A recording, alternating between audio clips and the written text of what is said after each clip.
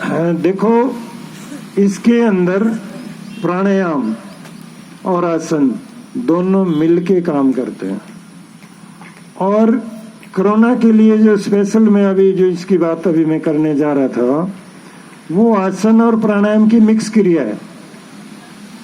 उसमें आसन भी हो जाता है, प्राणायाम भी हो जाता है, मिक्स है वो। तो वो दोनों की दोनों जब हम उसको करेंगे तो आप देखेंगे 4 दिन में आपके फेफड़े का सिस्टम बदल जाएगा। क्यों? क्योंकि जो श्वसन प्रणाली है वो पूरी तरह से साफ हो जाएगी, फेफड़ा पूरी तरह से पुष्ट हो जाएगा। हृदय, जब आप ऑक्सीजन लेवल आपका चेक करेंगे 98 से कम किसी का भी नहीं मिलेगा। डॉक्टर्स तो क्या कहते हैं कि 95 है तो ठीक है, 95 तक कोई दिक्कत नहीं है। लेकिन अगर आप ये क्रियाएं करेंगे तो मैं गारंटी से कह सकता हूँ आपका 98 और 99 और किसी किसी का तो 100 भी मिल सकता है, अगर सही क्रियाएं करेंगे तो। ये आपके अभ्यास के ऊपर डिपेंड करेगा। तो ये क्रियाएं आप करें। मैं पहले एक एक करके दिखाऊंगा, फिर आप मेरे साथ मिलके करेंगे। बैठे बैठे करना है, बैठे बैठे करेंगे, बैठे बैठे ही होंगी ये क्रियाएं। प्राणायाम के अंदर 3 बातें आती हैं। जब ये 3 चीजें जुड़ जाएं तो हम उसको प्राणायाम कह देते हैं। पहली क्या है? पहली है पूरक। पूरक का मतलब पूरा करना। पूरा किसको करना? श्वास को भर के अंदर पूरा कर लेना, श्वास भरना, उसको कहते हैं पूरक। दूसरी क्रिया है रेचक। रेचक का मतलब है, यहाँ तो सारे सोनीपत के हरियाणा वासी हैं और ये अच्छी तरह समझते हैं, रेताना। मैं हरियाणवी भाषा में बता देता हूँ आपको कि रेताना खाली करना। तो रेचक है खाली करना, श्वास को बाहर निकालना। मैंने इसलिए ये बोला है रेताना, ताकि आप इसको अपनी भाषा में याद रखेंगे। ठीक है? योग की भाषा में तो रेताना आपको नहीं मिलेगा कहीं पे, लेकिन फिर भी मैं बता रहा हूँ। तीसरा है कुंभक। कुंभक का मतलब है श्वास जिस स्थिति में है उसी स्थिति में रोक देना। अगर आपने श्वास अंदर भर रखा है तो अंदर ही रोक देना, बाहर निकाल रखा है तो बाहर ही रोक देना। अगर हम अंदर श्वास को भर के रोकते हैं तो वो आंतरिक कुंभक कहलाता है। अगर उसी श्वास को हम बाहर निकाल के बाहर रोक देते हैं तो वो बाह्य कुंभक कहलाता है। इसका, क्योंकि आप सभी योग से जुड़े हुए हैं, ये भाषा आपकी समझ में आ गई होगी सभी को। तो ये 3 क्रियाएं जहाँ पे हो जाएं, पूरक, रेचक और कुंभक, वो प्राणायाम बन जाता है। तो ये तीनों क्रियाएं जो आने वाली अभी जो क्रिया हम करेंगे, ये तीनों उसमें आ जाएंगी। तो इसमें क्या है, 4 क्रियाएं करनी है आपने। पहले मैं करके दिखाऊंगा और बाद में आपसे साथ में करवाऊंगा और मैं भी करूंगा, ताकि मेरा भी हो जाए। पहली क्रिया है, हाथ ऊपर करेंगे बिल्कुल सीधे और अंगूठे को हथेली के साथ लगा दें। अभी पहले आप देख लेंगे 1-2 बार, बाद में तीसरे राउंड में आप साथ जुड़ जाना। इस तरह से अंगूठा हथेली के साथ लगाएंगे और यहाँ पे पूरा श्वास भर लेंगे, हाथ ऊपर करते ही। पूरा श्वास भरने के बाद ये बाजू शक्ति से नीचे आएंगे और रास्ते में ही मुट्ठी बंद हो जाएंगी। और इनको पूरा शक्ति से जब हाथ नीचे लेके आएंगे, श्वास को बाहर फेंक देंगे। पहले हमने पूरक का काम किया, श्वास भरने का, यहाँ पे जब नीचे ले आए श्वास बाहर निकालने का रेचक का काम किया। और इसके बीच में जब हमने ऊपर श्वास भरा, वहाँ पे कुंभक का काम, श्वास रुके कुछ देर, ज़्यादा लंबा घोट के नहीं रखना श्वास को, कुछ अक्षण ही रुकेंगे तो वो कुंभक की क्रिया वहीं पे ऑटोमेटिक हो जाएगी। जब हम नीचे लाए, श्वास को बाहर निकाल दिया, ऊपर तो आंतरिक कुंभक श्वास को अंदर भर के रुके, और जब नीचे आए तो श्वास को बाहर निकाल दिया, तो यहाँ पे बाह्य कुंभक भी हो गया। तो ये चारों, यानी 3 जो मेन स्टेप मैंने बोले थे, पूरक, रेचक और कुंभक, ये तीनों इसके अंदर हो गए। ये तो हुआ प्राणायाम। साथ में जैसे हम कपालभाति करते हैं, उसमें क्या करते हैं, श्वास को अंदर भरते हैं और शक्ति से बाहर फेंकते हैं। वही क्रिया इसमें भी हो गई श्वास को हम हाथ ऊपर लेके गए, श्वास अंदर भरा, जब बाजू नीचे लेके आए श्वास शक्ति से बाहर फेंक दिया तो कपालभाति भी हो गया। तो कपालभाति का लाभ भी इसमें आ गया। और जब हम बाजू को ऊपर नीचे करते हैं तो आसनों का काम भी हो गया। हम आसन क्यों करते हैं? शरीर को फ्लेक्सिबल बनाने के लिए। फ्लेक्सिबल अगर शरीर है तो हमारे जो रक्त भ्रमण प्रणाली है और जो बाकी शरीर के ऑर्गन्स हैं वो सही तरीके से काम करना शुरू कर देते हैं। यही काम इस क्रिया में भी होगा, इसलिए आसनों का काम भी हो गया इसमें। तो अब ये अंगूठा इसलिए कि मुट्ठी बंद करने में जोर ज़्यादा लगेगा। अगर हम ये खुला रखेंगे तो श्वास शक्ति से इतना नहीं फेंका जाएगा और वो मुट्ठी बंद करने में आसानी, जैसे हम ऊपर करेंगे तो नीचे लेके आएंगे, वो शक्ति से श्वास बाहर है, ताकि वो कपालभाति की जो क्रिया है वो ही क्रिया इसके साथ जुड़ जाएगी। तो अब शुरू करेंगे मेरे साथ मिलके। हाथ ऊपर, यहाँ पे श्वास भरें और पूरा श्वास भरने के बाद रास्ते में मुट्ठी बंद करते हुए हाथ नीचे लेके आएंगे और श्वास को बाहर फेंक देंगे।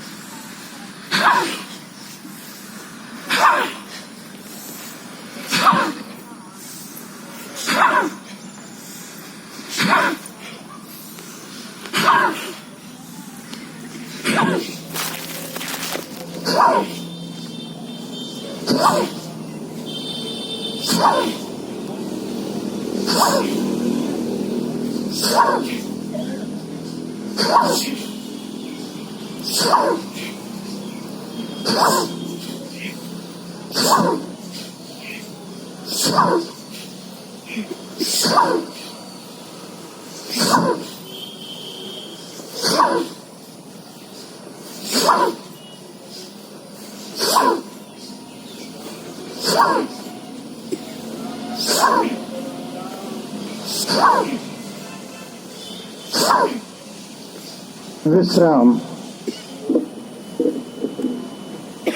तो ये पहली क्रिया है।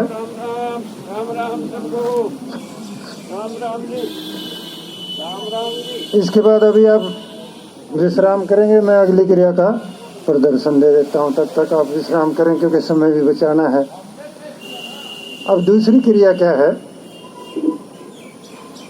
इसमें हम बाजू ऊपर से नीचे लेके आए, जिनको शोल्डर फ्रोजन है वो भी गायब हो जाएगा इसी क्रिया से ही। और जिनको रात को लेटते हैं ना करवट के बल, गर्दन में सुबह उठते आकड़ मिलती है और दर्द भी रहता है कईयों को, जब आप ये 4 क्रियाएं करेंगे ये ऑटोमेटिक खत्म, ढूंढने से भी नहीं मिलेगा आपको। जिनको सर्वाइकल है वो भी खत्म। क्यों? सर्वाइकल की नसें जो हैं वो कंधों की जो ये बड़े वाली हड्डी है ना पीछे, उसके साथ से गुजरती है, रीढ़ के साथ साथ। और इसकी मूवमेंट हमने ऐसे ऐसे खूब की, और जैसे ये मूवमेंट की तो वो फ्री हो गई। वो कहीं ना कहीं दबाव में वहाँ आई होती है, वो दबाव ख़त्म। जब दबाव ख़त्म तो सर्वाइकल भी ख़त्म, वो फ्री हो गई। सर्वाइकल की जो नसें नाड़ियाँ थी वो ख़त्म हो गई। अब दूसरी, अभी तो हमने ऊपर से किया, अब इसके दूसरे क्रॉस में करेंगे। पहले आप देखेंगे, इतने आप आराम कर लें, मैं 1-2 करके दिखा देता हूँ ताकि ये ना हो कि आप थक जाएं। दूसरी में भी फिर वही क्रिया, अंगूठा इसी तरह से यहाँ मोड़ेंगे और रास्ते में मुट्ठी बंद करेंगे। यहाँ पे श्वास पूरा भरेंगे, यहाँ पे आएंगे तो खाली कर देंगे। और जब खाली करेंगे, पहले तो हमारी मूवमेंट ऐसे थी, अब इनकी ऐसे मूवमेंट हो गई। और जब हम ऐसे मूवमेंट करेंगे तो ये फेफड़े और हृदय फिर फुलाव ले गए, फिर खुले, ये ऐसे भी खुले और अब ऐसे भी खुले। ये दो चीज़ें अगर हमारी मजबूत हो गई तो समझो हमारे अंदर कोरोना से लड़ने की क्षमता आ गई। अब इसको देखेंगे पहले एक दो, फिर तीसरे में आप साथ मिलेंगे।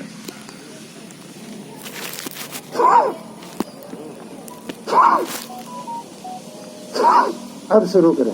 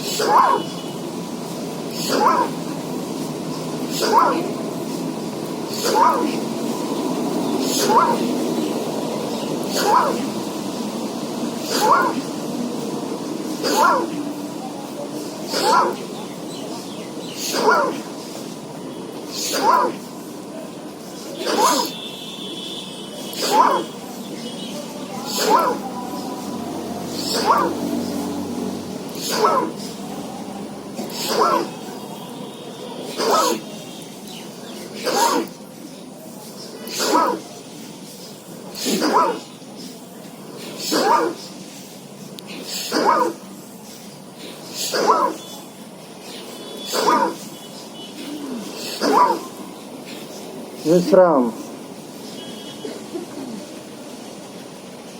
कुछ गर्मी आई, टॉक्स जो शरीर में टॉक्सिक हैं वो कुछ बाहर आए, आ गए सर। कल शाम को तो कुदरत ने कराए थे, अब आप खुद कर रहे हैं। ठीक है, तो जैसे ही इसमें दोनों का मैंने बताया, आसन और प्राणायाम मिक्स हो गया। सबसे बड़ा अभी आप देखेंगे, चारों क्रियाएं पूरा करने के बाद अभी आप देखेंगे कि फेफड़े में कुछ हल्कापन आ गया, उसे आप चेक करेंगे जब उठेंगे। और तीसरी क्रिया क्या है, आप आराम से अभी रेस्ट करें, मैं प्रदर्शन इसका पहले दूंगा। ऐसे दायां हाथ नीचे रखेंगे, बायां ऊपर, और अंगूठों की पोजीशन वही। अभी एक दो ने ना ऐसे कर रखी थी मुठ्ठियाँ, अभी ऐसे नहीं करना हाथ, इसमें ऐसे करना है। ये ध्यान देंगे कि जब ऐसे करेंगे तो ये हाथ पीछे जाएगा, या मुट्ठी बंद करेंगे तो जोर ज़्यादा पड़ेगा। तो ये सामने हथेली आमने सामने करना है यहाँ पे, और इसमें ऊपर नीचे, दायां हाथ नीचे रहेगा, बायां हाथ ऊपर, और इसी प्रकार से अंगूठा हथेली के साथ। यहाँ पे जब इस पोजीशन में आए तो श्वास को पूरा भर लें, बहुत जल्दी करने की ज़रूरत नहीं, आराम आराम से करेंगे। श्वास को भरें, जब पूरा श्वास भर जाए तो ये हाथ पीछे जाएंगे और ये मुट्ठी बंद हो जाएंगी। मुट्ठी बंद होने से क्या होगा, इन हाथों में जोर ज़्यादा पड़ेगा, शक्ति से हाथ पीछे जाएंगे और श्वास शक्ति से बाहर आएगा। तो हमने शक्ति से श्वास को बाहर फेंकना है ताकि श्वसन प्रणाली साफ हो जाए, उसकी बिल्कुल सफाई कर देनी है। यहीं पे कोई मल उसमें ना रहे। आप देखेंगे जिस दिन आपकी श्वसन प्रणाली साफ हो जाएगी, उस दिन आपकी आवाज़ बढ़ जाएगी श्वास बाहर फेंकने की। मेरा ख्याल है जितनी आप सबकी है उससे आधी तो मेरी अकेले की है। तो ये आपने मेरे बराबर करना है सबने, ठीक है। जिसको कोई चीज़ ना समझ में आए पूछना है, अगर आप नहीं पूछेंगे तो मैं ये समझूंगा आपने कुछ ध्यान से सुना नहीं, या समझ में नहीं आया, या पूछने का पता ही नहीं चला क्या पूछना है। तो बाद में आपने कुछ ना कुछ पूछना है जो समझ में ना आए। तो तीसरी क्रिया क्या है, हाथ ऐसे करेंगे, यहाँ पे इस पोजीशन, पहले 2 राउंड देख लेंगे, यहाँ पे पूरा श्वास भरेंगे, पीछे जाएंगे तो श्वास को बाहर फेंक देंगे और ये मुट्ठियाँ बंद हो जाएंगी रास्ते में ही, उसी प्रकार से जैसे पहली क्रियाएं की थी।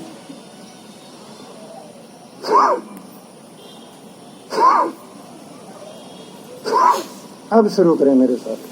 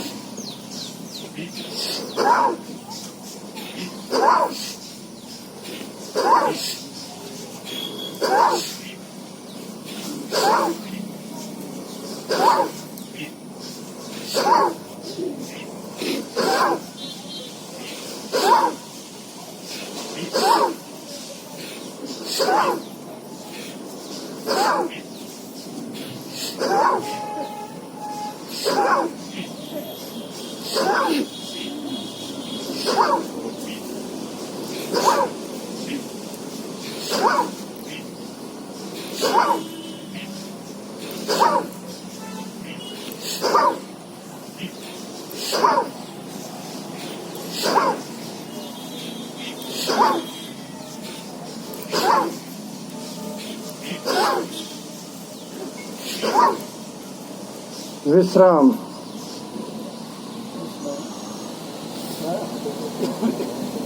वो कोई फर्क नहीं है। हाँ, वैसे एक सिस्टम, क्योंकि हम हर क्रिया को पहले दाईं साइड से स्टार्ट करते हैं, इसलिए दायां हाथ पहले आएगा तो बायां हाथ उसके ऊपर आ जाएगा। ये कोई विशेष इसमें फ़र्क नहीं है, लेकिन एक रूपता बनाए रखने के लिए कुछ तो अडॉप्ट करना पड़ता है। तो इसलिए हम दायां हाथ को पहले आगे लेते हैं और बायां उसके ऊपर ले लेते हैं। तो ये तीसरी क्रिया थी। अब चौथी क्रिया में क्या है, अभी आपने देखा है इस हृदय का, कंधे का 3 साइड की मूवमेंट हो गई। अब चौथी मूवमेंट क्या है, बाजू आप प्रारंभिक क्रियाओं में गोल घुमाते हैं ना, ऐसे कोहनी मिला करके, उसी का पार्ट है ये एक तरह से। तो यहाँ पे ये जो उंगलियों का पिछला पृष्ठ भाग है, इसको आप गर्दन के साथ लगा देंगे, अपने आप हाथों की पोजीशन सही आ जाएगी। कहाँ तक कोहनी उठानी है, मैं ये कहूँ कि कंधे के बराबर उठानी है, और फिर उसमें कोई यहाँ रख ले। जब ये उंगली गर्दन के साथ लगाएंगे तो ये ऑटोमेटिक अपनी जगह पे पहुँच जाएगी। तो इसलिए आपने ये उंगलियाँ गर्दन के साथ लगा देंगे, और यहाँ पर जब इस पोजीशन में आए तो श्वास को पूरा भरेंगे, और फिर यहाँ से पूरा श्वास भरने के बाद शक्ति से ये कोहनियाँ नीचे जाएंगी और श्वास को बाहर फेंक देंगे। ये श्वास की क्रिया और बाजुओं की क्रिया मिक्स करनी है, मिला के करनी, दोनों को जोड़ना है एक दूसरे के साथ। समझे? किसी को कोई शक तो नहीं है? अब 2 बार मैं करूँगा, तीसरी बार आप मेरे साथ मिलके करेंगे। और इसमें एक और विशेष बात है, अगर आप आंखें बंद करके और अपना मन, अपना ध्यान इन क्रियाओं के साथ जोड़ लेंगे तो ये लाभ डबल हो जाएगा। आपने 50 बार किया, 100 बार का लाभ मिल गया। तो अच्छा ये है कि आंखें बंद करके कर लें, ये खोल के करना ठीक है? बंद करके सर। लेकिन अभी आप खोल रहे थे और मैं बंद कर रहा था, तो आपने मुझे देख के भी बंद नहीं की। नहीं ऐसे देख रहे हैं आप। हाँ ठीक है, नहीं ठीक है, देखना चाहिए था, लेकिन अब 3 बार में देख लिया, अब चौथी बार में अब मेरे साथ जुड़ के आंखें बंद करके करेंगे। ठीक है करेंगे ना? हाँ जी सर। हाँ, तो अब यहाँ पे पहले 2 बार मैं करूँगा, तब तक तो आप देखेंगे। तीसरी बार जब अपना शुरू करें तब आंखें बंद करना। ठीक है?